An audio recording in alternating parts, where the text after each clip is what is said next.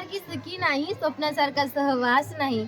आणि मित्रांनो, जर एकटेपणा जर जाणवत असेल ना, तर ग्रंथासारखा सच्चा साथी नाही, ग्रंथासारखा सच्चे साथी नाही. मित्रांनो, आपण काही पुस्तके वाचतो, तर काही पुस्तके एकदा वाचण्यासारखी असतात, काही पुस्तके दोनदा वाचण्यासारखी असतात, तर काही पुस्तके अनेकदा वाचण्यासारखी असतात. तसंच हे पुस्तक आहे नदीष्ट. ह्याचे लेखक आहेत मनोज बोरगावकर सर. मित्रांनो, जेव्हा आपल्या ताई 7वीला होत्या तेव्हा आपण हा पुस्तक वाचला होता आणि आज आपण पुन्हा एकदा या पुस्तकाचा वाचक संवाद घेत आहोत. मित्रांनो, हा पुस्तक पुन्हा वाचण्यासारखा आहे, म्हणून आपण हा पुस्तक वाचला. आणि मित्रांनो, खरंच हे पुस्तक खूप भन्नाट आहे. मित्रांनो, म्हणतात ना, खाल्लं किती त्यापेक्षा पचलं किती हे महत्त्वाचं असतं. तसंच आज आपण आपल्या मित्रांकडून त्यांना या पुस्तकामधून काय काय कळालं, काय काय अनुभवाच्या शिदोरीमध्ये त्यांनी या पुस्तकातून गोळा केला आहे, आज आपण पाहणार आहोत. तर मी सर्वप्रथम सादर आमंत्रित करते स्वातीला. पुस्तकं काही सांगू इच्छितात, तुमच्याजवळ राहू इच्छितात. मित्रांनो, तसेच हे पुस्तक आहे नदीष्टम. या पुस्तकात खूप छान कथा लिहिलेल्या आहेत आणि त्या मला सर्व आवडल्या. आणि या पुस्तकात जितकी काही माहिती होती ती आमच्या मनाला भिडणाऱ्या आहेत. आणि खरंच मित्रांनो, हे पुस्तक खूपच भन्नाट लिहिले आहे. मला असं वाटत आहे की मनोज बोरगावकर सर यांच्या हातात जादूच आहे, कारण की त्यांनी इतकं छान हे पुस्तक तयार केलेलं आहे. आणि या पुस्तकात अशी काही वाक्य आहेत की ते मनाला भिडणारे आहेत, जसं की आईशी तुटलेली नाळ ही नदीशी जोडल्यागत वाटत राहते. खरंच मित्रांनो, जेव्हा आई बाळाला जन्म देते तेव्हा ते बाळ आईच्या पोटात त्या पाण्यात राहतं. तसंच नदी ही आपल्या आईसारखी आहेत म्हणून आईशी तुटलेली नाळ ही नदीशी जोडल्यागत वाटत राहते. आणि या पुस्तकात अशी काही वाक्य लिहिली आहे की त्या वाक्याला बदलून दुसरं वाक्य तयार केले आहे, जसं की नदी आळोखे पिळोखे देत वाहत होते. जसं की लेखक असं पण लिहू शकतात की नदी वाहत होती, पण या सरांनी वाक्याला किती छान वाक्यामध्ये रूपांतर केलेलं आहे.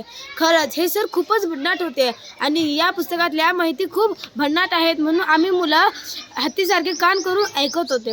आणि मित्रांनो, खरं हे पुस्तक मला फारच आवडलं. आणि या पुस्तकाचं शेवट असं केलं आहे की जेव्हा तो फकीर त्या माणसांना दिसतो तेव्हा ते माणसं म्हणतात की या फकीरला आपण एखाद्या वेळेस तरी गाठावं. तर सर, आम्हाला या पुढची माहिती जाणून घ्यायची आहे. तर सर, प्लीज सर, तुम्ही आमच्या शाळेत नक्की या आणि आम्हाला तुम्हाला खरंच भेटायचं आहे. तुम्ही जर आज इथं असते तर मी तुमच्या चरणी आणि या पुस्तकाच्या चरणी नमन झाले असते. खरंच तुम्ही या पुस्तकाला किती छान तयार केला. जसं आई मुलाला जन्म देऊन त्यांना मोठं करते, तसंच तुम्ही या पुस्तकाला जन्म दिलात आणि याला किती छान बनवलात. खरंच सर, हे तुमचं हेच पुस्तक नाही तर तुम्ही आत्तापर्यंत जे काही पुस्तकं लिहिले आहेत ते आम्हाला सर्वच आवडलेत सर. म्हणून सर, तुम्ही अजून असं आम्हाला पुस्तक पाठवत राहा आणि दुसऱ्यांना आनंद देत राहा. धन्यवाद स्वाती. बघा मित्रांनो, स्वातीने आपल्याला किती छान माहिती सांगितली. यामधले प्रत्येक शब्द तिने हातीचे कान करून ऐकले आहेत. तर यानंतर या पुस्तकाचं काळीज ओळखण्यासाठी मी सादर आमंत्रित करते कल्याणीला. नमस्कार मित्रांनो, या पुस्तकाचे नाव आहे नदीष्ट. नदीष्ट म्हणजे नदीची गोष्ट. या पुस्तकाचं नाव आम्ही त्या वर्षी जेव्हा वाचलं होतं ना, त्यावर्षी आम्हाला या पुस्तकाच्या नावाविषयी कुतूहलच वाटलं होतं. आणि जेव्हा हा पुस्तक पुन्हा एकदा आमच्या हाती आला तेव्हाही आम्हाला उत्सुकता होती की आम्ही हे पुस्तक वाचून केव्हा पूर्ण करू. हे पुस्तक जेव्हा पूर्ण झालं तेव्हा आम्हाला कळालंही नाही, कारण की एवढ्या लवकर आम्ही हे पुस्तक वाचून संपवलं. ह्याच्यातलं प्रत्येक वाक्य किंवा ह्याच्यातला जो प्रत्येक पाठ होता तो अतिशय भन्नाट असा होता. ह्याच्यामध्ये पाठाचे नावं तर नाहीत, पण पाठ जिथे संपतो तिथे नदीचं चिन्ह दिलेलं आहे. म्हणून हा पूर्णच पुस्तक आम्हाला मागच्या वर्षी जसा आवडला होता तसाच यावर्षी खूप आवडला. यामधील वेगवेगळे वाक्य ते तर या पुस्तकाचे काळीजच आहेत की काय असं वाटत होतं, कारण की पुस्तकं हे जिवंत वाटतात. त्यामधील जे लपलेले वाक्य असतात त्यांनीच. ह्यामध्ये काही असे वेगवेगळे शब्दही होते की जे आम्हाला थोडेसे अवघड गेले, पण सरांनी आम्हाला अतिशय छान पद्धतीने त्या शब्दांचाही अर्थ आम्हाला सांगितल्यामुळे तेही आम्हाला शब्द कळाले. मित्रांनो, या पुस्तक जेव्हा संपत होतं तेव्हा त्यामध्येही एक व्यक्ती आला. तेव्हाही ते मनोज बोरगावकर सर म्हटले की या फकीरालाही एकट्यात आता गाठावंच लागेल. आणि बघावर मित्रांनो, मनोज बोरगावकर सर हे किती छान लेखक आहेत. जर एखाद्याचा प्रसंग चालू असेल, त्यातलं एखादं जे व्यक्ती असेल त्याचा प्रसंग चालू असतानाच दुसऱ्याची आठवण करून देतं की ह्याचंही आता प्रसंग राहिलेला आहे, याची लाईफस्टाईल जाणून घेण्याचं राहिलेलं आहे. मित्रांनो, म्हणूनच आम्हाला हा पुस्तक फारच आवडला. आणि शेवटी जे त्यांनी त्या फकीराविषयी म्हटलं की ह्या फकीराला एकट्यात गाठावंच लागेल, तेव्हा अजून आम्हाला कुतूहल वाटलं. कारण की आम्हालाही कुतूहल या गोष्टीचं वाटलं की आता त्या फकीराचं काय झालं असेल, त्या फकीराची काय जीवनकथा असेल हे आम्हाला वाटायला लागलं. सर, तुम्ही जर आमच्या पुढे असताना तर आम्ही तुमचे चरण स्पर्श केले असते. कारण की तुम्ही एवढं छान हे पुस्तक लिहिलं आहे. तुम्ही हे पुस्तक लिहिल्यामुळेच आम्ही हे पुस्तक वाचू शकलो.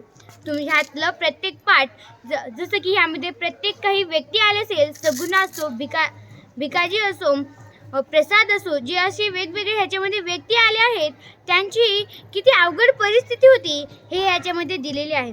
सर, मला तर असं वाटतं की हे नदिष्ट जे पुस्तक आहे त्याचं भाग 2ही तुम्ही काढावं आणि त्या फकीराची पुढे काय कहाणी झाली तेही आम्हाला जाणून घ्यायला नक्कीच आवडेल. त्याचबरोबर मी माने सरांचे फार फार आभार मानते की त्यांनी आम्हाला वाचनाच्या आनंद सोहळ्यामध्ये पुन्हा एकदा हा पुस्तक वाचून दाखवला. म्हणून मी मनोज बोरगावकर सर व माने सरांचे फार फार आभार मानते. धन्यवाद कल्याणी. तू आपले मत असे व्यक्त करत होतीस की तू जणू या पुस्तकात उतरली आहेस. यानंतर मी सादर आमंत्रित करते साक्षीला. नमस्कार. आम्ही काही दिवसापासून नदिष्ट हे पुस्तक वाचत होतं. या पुस्तकानं आमच्या हृदयात जागा मिळवली आहे. मित्रांनो, जसं काटा आपल्या पायात खोलपर्यंत रुततो तसं हे पुस्तक आमच्या काळजात रुजलेलं आहे. आणि ह्या पुस्तकामध्ये प्रत्येक वाक्य ना वाक्य आम्हाला अनमोल खजिन्यासारखे वाटले. आणि हे पुस्तक आम्ही आता दुसऱ्यांदा वाचलं तर आम्हाला असं काही कंटाळा वाटलं नाही, कारण आम्ही दुसऱ्यांदा वाचत आहोत म्हणून आम्हाला अजून आनंद झाला. आणि ह्याच्यात जे मागच्या वेळेस वाक्य कळाले नव्हते ते आम्हाला ह्यावर्षी कळाले. आणि मला मनोज बोरगावकर सरांचं एक नवल वाटतं की त्यांनी एखादं वाक्य सरळ लिहिण्याऐवजी त्याला कसं रंगवून लिहिता येईल असं त्यांनी लिहिलेलं आहे. आणि सगुणाचं आता पात्र संपलेलं असेल तर त्यांनी त्या पाठामधून त्यांना काढलं नाही, तर त्यांनी वाचणाऱ्याला त्या सगुणामध्ये गुंतवून ठेवलेलं होतं. आणि आपण आता पुस्तक वाचत आहोत तर आपल्याला सगुणा विसरून जाऊ नये म्हणून त्यांनी खूप छान प्रयत्न केला होता. ते आम्हाला फार आवडलं. आणि ह्याची दुसरी म्हणजे जसं कल्याणीनं सांगितलं की त्या फकीराविषयी, तर आम्हाला सुद्धा आता आम्हाला इच्छा झाली आहे की त्या फकीराविषयी जाणून घ्यायची. तर मी मनोज बोरगावकर सरांना विनंती करते की त्यांनी ह्या पुस्तकाचं भाग 2 काढावं. आणि जर भविष्यामध्ये मी मनोज बोरगावकर सरांना भेटले तर मी सर्वप्रथम त्यांच्या चरणी नतमस्तक ठेवेल आणि त्यांना नमन करेन. धन्यवाद साक्षी. खरंच हे पुस्तक या पुस्तकाच्या चरणी कोणताही मोठ्यातलं मोठा माणूस नतमस्तक होईल असं हा पुस्तक आहे. तू म्हणलीस तुझे ते वाक्य काळजी अशा कुपीत जपून ठेवण्यासारखे आहे. यानंतर मी सादर आमंत्रित करते शीतलला. नमस्कार, मी शीतल. आज आपला नदिष्ट हा पुस्तक वाचून संपला. आणि असं पुस्तक वाचताना असं वाटत होतं की हे पुस्तक कधी संपू नये. शेवटी कबीर या व्यक्तीचं नाव आलं आहे तर वाटतं की हे पुस्तक अजून पुढे चालतच जावं. आणि या पुस्तकामध्ये असे कठीण प्रसंग आले आहेत की भिकाजीच्या जीवनामध्ये कसं झालं. आणि दादारावनी मनोज बोरगावकर सरांना कसं 14-18 दिवसातच त्यांनी नदी पूर्ण पार केली. म्हणजेच की 14-18 दिवसामध्ये मनोज बोरगावकर सरांनी म्हणजे पोहायचं शिकलं. आणि त्यामुळे यामध्ये असं वाक्य दिलं आहे की त्या म्हणजे आपले विद्यार्थी आहेत त्या शिक्षकापेक्षाही उंच जात आहेत, असं एक अनमोल गोष्ट यामध्ये दिली आहे. भिकाजीच्या जीवनामध्ये कसं प्रसंग म्हणजे इतका वाईट प्रसंग घडला आणि सगुणाच्या सुद्धा जीवनामध्ये कसं प्रसंग आले त्यांनी जीवन कहाणी यामध्ये लिहिलेली आहे. नदीबरोबर राहताना म्हणजे मनोज बोरगावकर सरांनी किती मोठमोठे प्रसंग अनुभवले. प्रसाद जेव्हा साप पकडायला जातो तेव्हा सुद्धा किती मजेदार यामध्ये प्रसंग मनोज बोरगावकर सरांनी रंगून म्हणजे यामध्ये लिहिलेलं आहे. व जेव्हा हे पुस्तक आपण म्हणजे जेव्हा कोमलताईची बॅच होती तेव्हा सुद्धा हा पुस्तक आपण वाचलेला आहे. तर आता जेव्हा वाचत होतो जेव्हा सर म्हणजे म्हणजे भिकाजीचं नाव घेत होते, सगुणाचं नाव घेत होते, तर मागचे प्रसंग आपल्याला आठवत होते. हेच तर पुस्तक वाचण्याचं अमूल्य खजिना आहे, जे की आपल्या म्हणजे बुद्धीला समृद्ध करणं म्हणजेच पुस्तक वाचणं. जे आपण आता पुस्तक वाचत आहोत तर ते आपल्याला पुढे जाऊन आठवेल आणि ते आपल्या जीवनामध्ये कामी येईल. म्हणूनच आपण पुस्तक वाचतो. व मनोज बोरगावकर सरांनी इतकं छान असं पुस्तक लिहिलं आहे. आणि जर आपण कोणाला विचारलं तर तुमचं सर्व आवडलेलं पुस्तक कोणता, तर मला विचारलं तर माझं सर्वात आवडतं पुस्तक नदीष्टच आहे. कारण की त्यामध्ये आपण जी नदी आहे त्यामध्ये आपण वाहून निघालो आहोत. आणि जेव्हा सगुणा स्वतःचं प्रसंग सांगत होती तेव्हा अक्षरशः सगळ्यांच्या डोळ्यासमोर पाणी आलं होतं, म्हणजे डोळ्यात पाणी आलं होतं. आणि भिकाजीचं जेव्हा प्रसंग येत होतं सगळ्यांनी स्वतःचे डोळे कान बंद केले होते, कारण की ते इतका अवघड प्रसंग होता. आणि हे पुस्तक अतिशय उत्तम आहे आणि हे पुस्तक मला फार आवडला. धन्यवाद शीतल. यानंतर मी सादर आमंत्रित करते ममताला. ज्ञान का भंडारा है किताब, हर दिल का प्यार है किताब. ज्ञान का भंडारा है किताब, हर दिल का प्यार है किताब. सही गलत की पहचान है किताब, जीवन का सार है किताब, जीवन का सार है किताब. मित्रांनो, पुस्तक किती भन्नाट असतात ना, ते आपल्याला कधी नदीकाठी नेतात तर कधी आकाशाकडे नेतात. तसंच हा पुस्तक म्हणजे नदीष्ट. मित्रांनो, नदीष्ट हा पुस्तक अतिशय भन्नाट आहे. हा पुस्तक आम्हाला फार आवडला. मित्रांनो, याच्यातले एक वाक्य मला फार आवडले. याच्यातली मला काही वाक्य ऐकून मला फार वाईट वाटलं. ते वाक्य म्हणजे, आईच्या भेटीची वगैरे कोणतीही अपेक्षा तिने आपल्याकडून केली नव्हती. हे शेवटी काय तर एक छक्का आपली मर्दांगी साबित करून गेले. हे वाक्य ऐकून मला फार वाईट वाटलं. मित्रांनो, आपण नादिष्ट नाही तर नदिष्ट आहोत असं या सरांनी पुस्तकामध्ये लिहिलं आहे. आणि असं सुद्धा लिहिलं आहे की सरांनी की भिकारी दिसला की भिकाजी आठवणार आणि टाळी वाजली की सगुणा आठवणार, असं सुद्धा या पुस्तकामध्ये लिहिलं आहे. सगुणा म्हणजे ही एक तृतीय पंथी होती. मित्रांनो, नदी म्हणजे आईला विस्तारत गेलेला गर्व. मित्रांनो, मी जेव्हा मोठी होईन तेव्हा मी मनोज गावकर सरांना एकदा तरी भेटेन अशी मी विनंती करते. धन्यवाद ममता. तुझी इच्छा नक्कीच पूर्ण हो. यानंतर मी सादर आमंत्रित करते प्रयासला. नमस्कार. आज नदीष्ट या पुस्तकाचं वाचन संवाद. सर्वप्रथम मी माने सरांचं खूप खूप आभार मानतो की त्यांनी आम्हाला नदीष्ट हे पुस्तक पुन्हा एकदा उपलब्ध केलं नाही तर वाचून सुद्धा दाखवलं. त्याबद्दल मी सर्वप्रथम माने सरचा आभार मानतो. मित्रांनो, नदीष्ट हे पुस्तक इतकं भन्नाट आहे की आपल्याला सतत हे वाचल्यासारखं वाटत राहतं. आपण जेव्हा पण हे पुस्तक वाचत राहतो तेव्हा आपल्याला नवीन मजा येते. जे मागं वाचलं ते नंतर डबल सुद्धा कळतं. ह्याच्यामध्ये सगुणा असेल, मालाडी असेल, कालूभैया भिकाजी असेल, ह्यांचे प्रसंग खूप भयानक होते.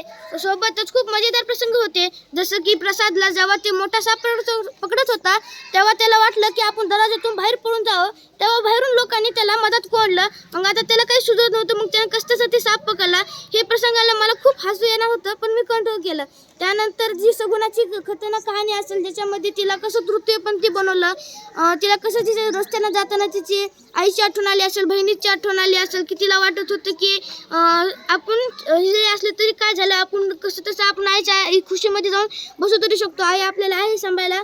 पण तेवढ्यामध्ये त्याला त्याची जी होते त्यांनी त्याला घेऊन गेले आणि त्याला कसं तृतीयपंथी बनवलं ही सुद्धा कहाणी खूप भयानक होती. त्याच्यानंतर भिकाजी असेल त्याच्या स्त्रीमुळं, त्या एका नोकरीमुळं ज्याची स्त्री होती त्याच्यामुळं त्याची पुरी जिंदगी बरबाद झाली ती. कारण की त्यानं मांजरीच्या नादामुळे आपली लहानशी मुलगी भिंतीवर फेकून दिली ती. त्याच्यानंतर मनोज बोरगावकर असा व्यक्ती होता का जी कधीच नदीवर न पोहता जात नव्हता. पण एके दिवशी चिंचेच्या झाडाखाली जे माकडांनी पहिल्यांदा त्यांना चिंच दिले, मग त्याच्यानंतर त्यांना फसवून त्यांच्या हरिणाच्या पिल्लूला कसं वरती घेऊन फाडलं, ते सुद्धा खूप वाईट प्रसंग होता. त्या दिवशी ते घेऊन गेले. मला तर असं वाटते की आपण कधी जरी हिजड्यांना बघितलं तर आपण त्याला हिजडा न म्हणता तृतीयपंथी म्हणावं. धन्यवाद प्रयास. तू आपले मत खूप छान प्रकारे इथे व्यक्त केलास आणि अशीच तुझी उंच भरारी तू घेत राहा. यानंतर मी सादर आमंत्रित करते दीक्षाला. सावलीसारखी सखी नाही स्वप्नासारखं सहवास नाही. सावलीसारखी सखी नाही स्वप्नासारखं सहवास नाही. एकटापणा जर वाटला असेल ना तर ग्रंथासारखा सच्चा साथी नाही. तर ग्रंथासारखा सच्चा साथी नाही. नमस्कार. या पुस्तकाचे नाव नदिष्ट. मित्रांनो, हा पुस्तक आम्ही जेव्हा वाचत होतो तेव्हा आम्हाला खूप आनंदही होत होता व खूप वाईटही वाटत होतं. कारण सगुणाने इतकी कठीण परिस्थितीतून तिनं